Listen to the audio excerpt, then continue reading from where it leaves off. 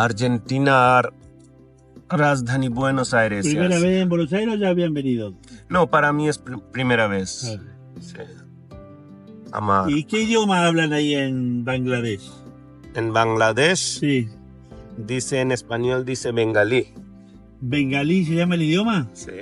প্রিয় বন্ধুরা, সবচাইতে আনন্দের এবং গর্বের বিষয় কি জানেন? আর্জেন্টিনার মানুষরা বাংলাদেশের কথা শুনলে অবাক দৃষ্টিতে তাকায়। মানে তারা এটাকে চিনে যে আমাদের দলকে সাপোর্ট করে, যেই দেশে বেশি সেই দেশ না, এরকমভাবে মানে কথাগুলা বলে।